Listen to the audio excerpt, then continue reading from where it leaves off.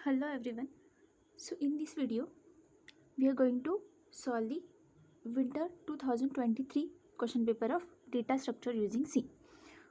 तो ये जो वीडियो होगा वो आपके डेटा स्ट्रक्चर यूजिंग सी जो सब्जेक्ट है ओके के स्कीम का, उस पर हम मतलब आप जब पिछले बार था तो वो आई स्कीम थी ओके, इस बार अपडेट हुई तो कौन सी आपकी के स्कीम है, तो उसके हम क्वेश्चन पेपर के बारे में देखेंगे ओके। तो ये लास्ट ईयर की क्वेश्चन पेपर है विंटर की MSBT की ओके। So let's start. तो ये जो वीडियो होगा ओके तो उसके पार्ट्स होंगे स्पेसिफिकली। तो इस वीडियो में हम सिर्फ 2 मार्क्स के जो क्वेश्चन है ओके उसका ओवरव्यू लेंगे। तो बेसिकली स्टार्ट करते हैं। तो जो विंटर 2023 की क्वेश्चन पेपर थी MSBT की, तो उसमें फर्स्ट क्वेश्चन होता है attempt any 5 of the following. तो आपको मार्क्स कितने दिए गए वहाँ पर 10 मार्क्स।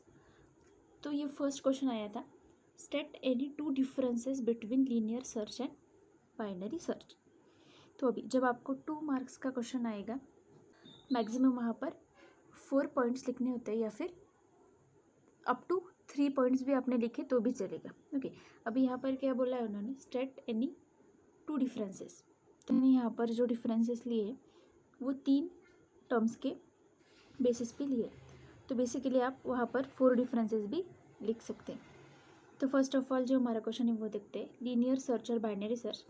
लीनियर सर्च क्या है हमारा सिक्वेंशियल अप्रोच फॉलो करता है, वैसे बाइनरी सर्च कौन सा अप्रोच फॉलो करता है डिवाइड एंड कॉन्कर।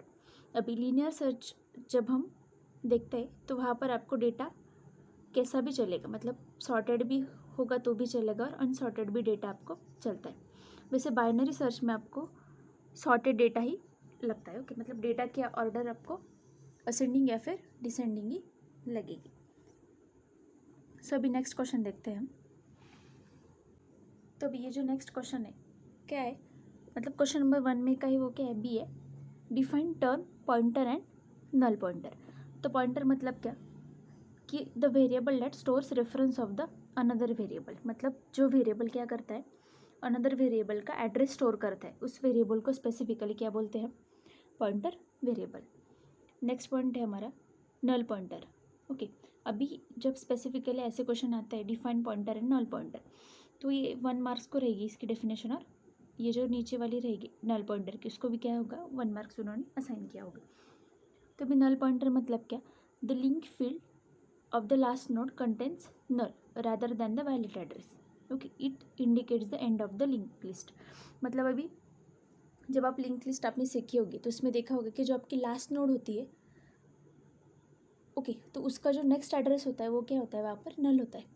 मतलब क्या कि जो आपकी लास्ट नोड होगी उसके बाद में एक भी नोड वहाँ पर जनरेट नहीं होगी लिंक लिस्ट में ओके, तो उसको ही क्या कहा जाता है नल पॉइंटर।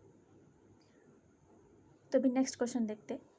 क्वेश्चन नंबर 1 जो था आपका उसमें का सी क्या है यहाँ पर define the terms linear data structure and non linear data structure. तो अभी आपका फर्स्ट यूनिट का क्वेश्चन है लीनियर डेटा स्ट्रक्चर मतलब क्या डेटा एलिमेंट्स उस डेटा स्ट्रक्चर में कैसे अरेंज होते हैं लीनियर, मतलब लीनियर फॉर्मेट में ही वो डेटा एलिमेंट्स अरेंज होते हैं, इसीलिए उसका नाम क्या होता है लीनियर डेटा स्ट्रक्चर। अभी आपको अगर वहाँ पर 2 पॉइंट्स भी लिखने होंगे तो भी चलेगा, आप पर डिपेंड है कि आप कितने पॉइंट्स में उसको डिस्क्राइब करते हो। तो लीनियर डेटा स्ट्रक्चर मतलब क्या data elements are arrange sequentially and connected to each other. अभी जो डेटा एलिमेंट्स सिक्वेंशियली अरेंज है और वो क्या है एक दूसरे के साथ कनेक्टेड है, ऐसे डेटा स्ट्रक्चर को आप क्या बोलते हैं लीनियर डेटा स्ट्रक्चर। तो वहाँ पर सिंपली एग्जांपल्स है array stack and queue data structure. Next type की definition non linear data structure. भी नॉन लीनियर मतलब क्या सिंपली इसकी अपोजिट होती है किसकी लीनियर डेटा स्ट्रक्चर की, data elements are not arranged sequentially और लीनियरली, ऐसे डेटा स्ट्रक्चर को आप नॉन लीनियर डेटा स्ट्रक्चर बोलते हैं। तो उसके एग्जांपल्स है कुछ ट्रीज ग्राफ्स, और जो आपका मैप डेटा स्ट्रक्चर है वो किस में आते हैं आपके नॉन लीनियर डेटा स्ट्रक्चर में। यहाँ पर आपका नेक्स्ट क्वेश्चन है क्वेश्चन नंबर 1 का C list any 4 applications of queue. तो अभी जो आपका क्यू डेटा स्ट्रक्चर है उसके क्या है उन्होंने क्या कहा है कौन से भी आप 4 एप्लीकेशंस वहाँ पर डिस्क्राइब करो। तो यहाँ पर फर्स्ट क्या लिखेंगे आप Q R useful in job scheduling algorithm in operating system. तो अभी जो भी प्रोसेसेस रहते हैं या फिर जॉब्स रहते हैं ऑपरेटिंग सिस्टम में, तो अभी लगातार ही आप क्या नहीं कर सकते, एट अ मल्टीपल जो भी आपके जॉब्स रहेंगे एक ही टाइम पर आप सब शेड्यूल नहीं कर सकते। तो आपको क्या करना रहता है, वहाँ पर क्यू मेंटेन करना रहता है या फिर 1 बाय 1 वो जो जॉब है उसको शेड्यूल करना होता है। ओके, तो वहाँ पर क्या है, क्यू डेटा स्ट्रक्चर का आप एक एप्लीकेशन वहाँ पर वो लिख सकते। सेकंड है reservation such as railway reservation system.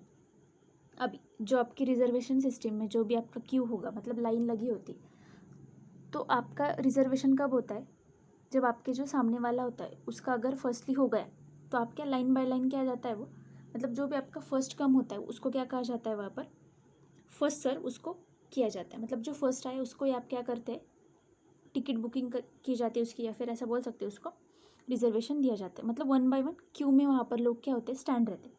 तो वहाँ पर भी आपको एक एग्जाम्पल या फिर आप उसका एप्लीकेशन लिख सकते हो क्यू डेटा स्ट्रक्चर का। थर्ड है web servers use queue to manage incoming request from clients. अभी वहाँ पर भी वही अप्रोच होगा जो क्यू का है, first come first serve approach. जो क्लाइंट पहली वेबसाइट को लॉगिन करेगा या फिर जो भी आपके वेबसाइट होगी वहाँ पर विजिट करेगा, उसको क्या है, उसकी रिक्वेस्ट फर्स्टली हैंडल की जाती है ब्राउज़र पे या फिर हम ऐसा बोल सकते हैं सर्वर पे। तो ये सिंपली एक एप्लीकेशन है क्यू का। लास्ट वाला एप्लीकेशन जो है वो क्या है, in WhatsApp when we send messages to receiver and if they don't have internet connection these messages are queued. अभी अगर आपने आपके फ्रेंड को मैसेज भेजा, ओके, मतलब मल्टीपल मैसेजेस भेजे, अगर आपके फ्रेंड का जो मोबाइल है उसका इंटरनेट कनेक्शन अभी नहीं है, मतलब बंद है, ओके, तो वो जो मैसेजेस होंगे वो उसको कैसे रिसीव होंगे, जैसे आपने सेंड किए 1 बाय 1, ओके, वही क्यू वहाँ पर मेंटेन होगी और जो आपने फर्स्ट मैसेज किया है वो क्या होगा, इनिशियली उसको सर्व होगा। ओके, यहाँ पर भी आप एक एप्लीकेशन क्यू का लिख सकते हैं। नेक्स्ट क्वेश्चन है आपका, क्वेश्चन नंबर 1 में का जो ई है, right any 4 operation that can be perform on data structure. तो अभी फर्स्ट ऑपरेशन क्या होगा, इंसर्शन। इंसर्शन मतलब क्या कि आप क्या करते हैं, डेटा एलिमेंट में एलिमेंट ऐड करते हैं, उसी ऑपरेशन को क्या कहा जाता है, insertion operation. Means to add an element in a given data structure. Next क्या है आपका, deletion operation, to delete an element और data from given data structure. मतलब सिंपली क्या, आप जब डेटा एलिमेंट रिमूव करते हैं स्पेसिफिकली डेटा स्ट्रक्चर में से, उस ऑपरेशन को क्या कहा जाता है, डिलीशन ऑपरेशन। बाद में searching, to search a particular data within a data structure.